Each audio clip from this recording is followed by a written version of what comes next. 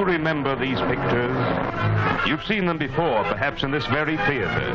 Did you ever wonder who took them and under what difficulties, or how close death has to come to make a cameraman's hand unsteady? You remember the frontline broadcasts and the men who made them? Trying to smash a hole right through the Hitler line.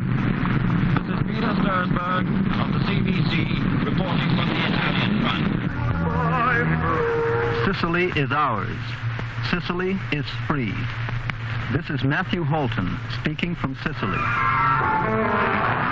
Benoît Lafleur de Radio-Canada qui vous parle de Londres. Well, it was signed by Adolf Hitler. This is Bill Herbert of the CBC reporting from Italy.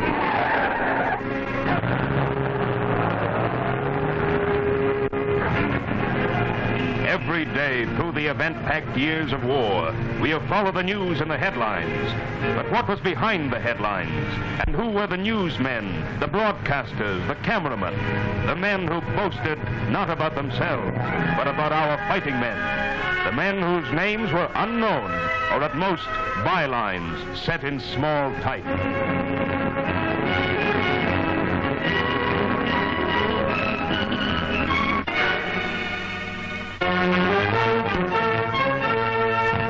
Here are the headline hunters in the garden of an old chateau 10 miles behind the front. They're being given the battle plan for tomorrow's drive, the inside dope on the disposition of troops, the hour of the first barrage, the best spot to cover the battle.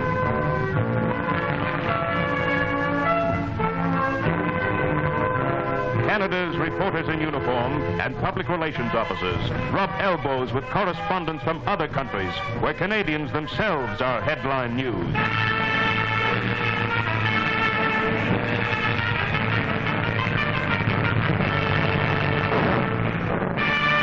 Early next morning, each war correspondent follows his own nose for news, like ace war co Ross Munro. Lanky and spectacled, this quiet Canadian scooped the world 3 times. Dieppe, Sicily, and the first beachhead story out of Normandy. Right under the snouts of the guns, he types his stories as they're happening. So does Alan Kent of the Toronto Telegram.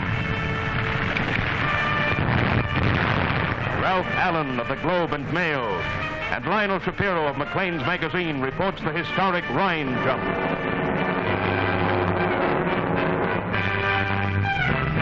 This RCAF mosquito crew explains to Gregory Clarke how the camera gun operates. It's mounted in the plane's wing, and each time the pilot fires his guns, the camera automatically photographs the results. The dive in for the kill, the near misses, the hit.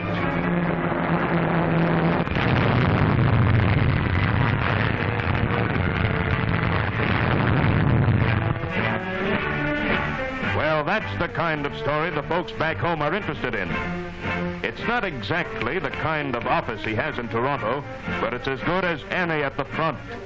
With the copy typed, it's now up to the dispatch writer, and his job, like that of hundreds of other DRs, is to rush the dispatches and stories to headquarters.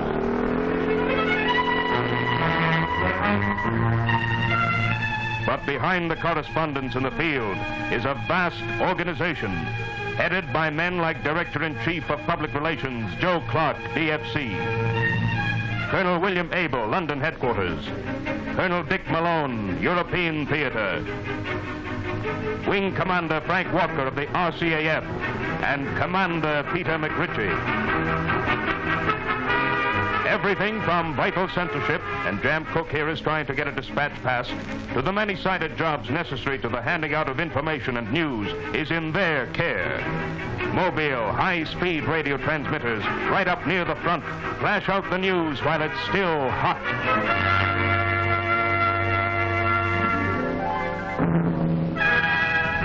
Mobile darkrooms developing shots that will be on tomorrow's front page. Motion picture editors preparing footage for newsreels, and studio facilities for radio.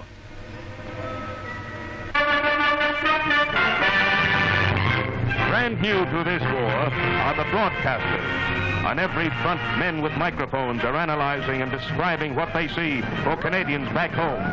On a Canadian destroyer, Peter Stiersberg records the men's chorus. And Matthew Holden, veteran correspondent who covered the war from the grim days after Dunkirk to the unconditional surrender at Berlin, gets a soldier's slant on victory.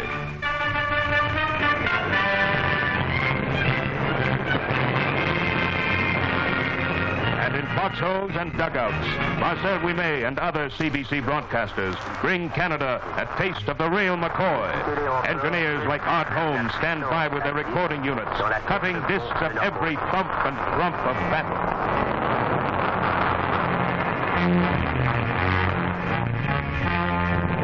Least known of all the war reporters are the cameramen. Like the film boards, Nick Reed, who covered Canada's motor torpedo boats. History is indelibly recorded as never before. They produced shots like this taken by Bill Grant of the first Canadians going in on D-Day.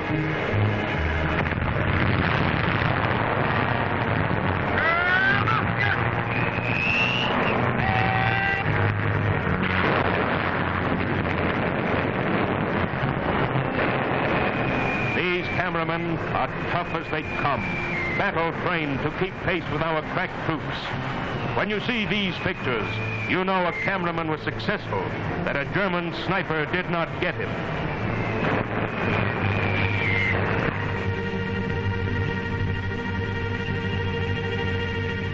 Then, coming from every sector, the films and still pictures join the vast flow of radio broadcasts rushing through the ether. The dispatches crowding the submarine cables, pouring into the news and information centers of Canada. In the offices of the Canadian Press and British United Press, the dispatches are sifted. Unconfirmed report, official communique, special dispatch, usually well-informed sources. It is rumored. All are carefully checked, edited, and rewritten. Then, over specially leased wires, the news copy is shot out to magazines, radio stations, and to all the Suns, Stars, Times, Couriers and Heralds, Standards and Leaders and free presses all across the nation.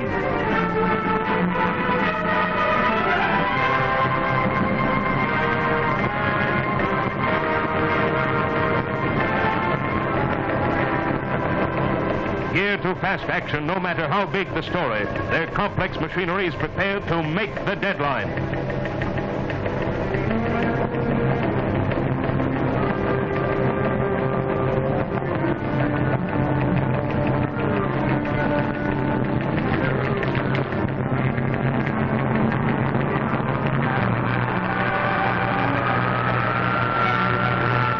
The news is on its way to millions of readers.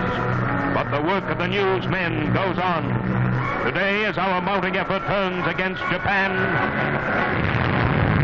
there are new battle backgrounds to photograph, new sounds to record, new heroisms to tell in story.